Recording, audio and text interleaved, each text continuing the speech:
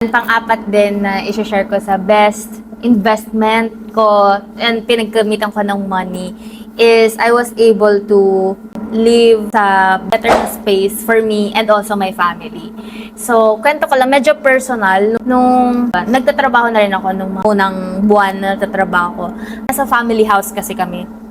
Family house, tapos marami ng tao dun sa family house, parang ganun. And hindi mong maiwasan na may mga conflicts kasi parang tito ko nandun, pamilya ng tito ko nandun din ako, dito yung lola ko. So, hindi siya talaga sobrang nag-aaral pa yung kapatid ko. Ako naka-work from home yung sa trabaho ko that time.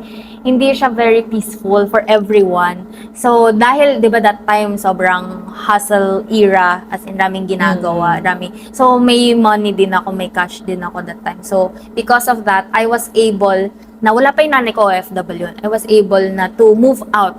Ikaw lang?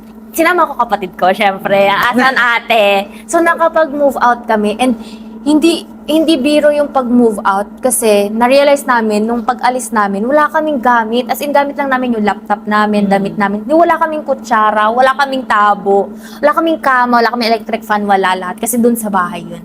So, sobrang costly ng pag-move out na hanap ka ng pagrerentahan mo, may 2 months deposit, 1 month advance, may mga ganyan-ganyan. Tapos, may naghanap pa kami ng bed frame, kama, kutsa, lahat ng gamit sa bahay. So, from the ground up, talagang more than 100,000. Magastos rin talaga lumipat. Lumipat lang kami, ganyan. Pero yun, because of money, I'm grateful na nakakuha kami ng better na place kung saan, yun, gitna kami kung saan ako nag-work tsaka saan nag-aral yung kapatid ko.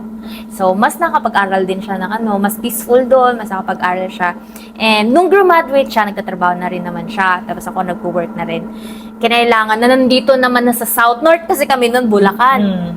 Ngayon naman nasa kabilang side naman na kami yung life stage namin ngayon, yung obligations namin because of also of money. Nakalipat kami dito sa Makati. Wow! Mag-level ka na. So, ayun yung grateful ako na pinanggagamitan ng pera na you can buy at least yung own space mo kung saan mag-grow ka pa and mabibigyan ka ng peace of mind and malaya ka to ano yung mga gusto at kailangan mong gawin. So, hindi mo na iniisip na baka, bawal ako maingay kasi may ibang, syempre meron, apartment kasi yun, syempre may iba rin. Pero may own space ka na you feel safe and secured. So, ayun, tapos, din siya, convenient din yung location namin, malapit sa office, malapit sa church, malapit sa lugar ng ilang friends, ganyan. So, yun, happy ako doon because of yung sa ating pagtatrabaho, may ganang result.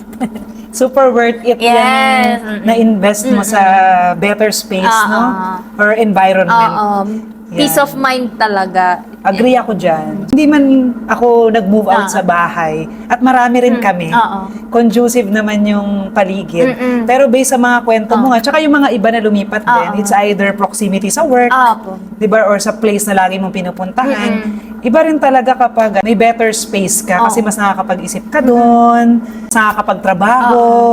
Aside from surrounding yourself with successful people, kailangan yung surrounding mo rin peaceful. Peaceful man. Na nakakatulong din siya sa growth mo. Yes.